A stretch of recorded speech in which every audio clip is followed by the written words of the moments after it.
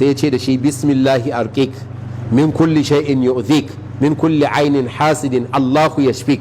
kun ga wannan addu'a ka kare ka rufe bismillahi arqik, wallahi wannan addu'a ka kuyi sakaci da ita, kar ku yi sakaci. Na taba ganin wani tajriba a kanta, a kota yarinya gidan mu ta rashin lafiya asibiti kaza, an dawo da ita, mahaifiyar mu ta je Saudiya lokacin, ta dawo cikin littafin da ta bani akwai shi wani littafin addu'a da ta zo da shi, kuma kaga littafi daga Saudiya kaka tambayi tauhidin da ke ciki dama can headquarter ce.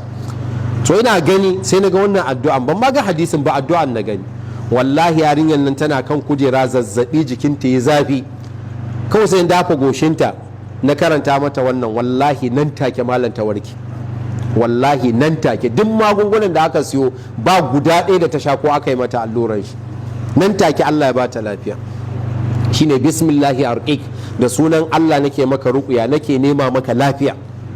min kulli shay'in yu'dhika, daga duk wani abu da zai iya cutar da kai, mutum ko aljani ko mai ko karfe ko menene ko wane ne, ko min kulli ainin hasidin, daga duk wani ido mai guba wanda ke dauke da hasada.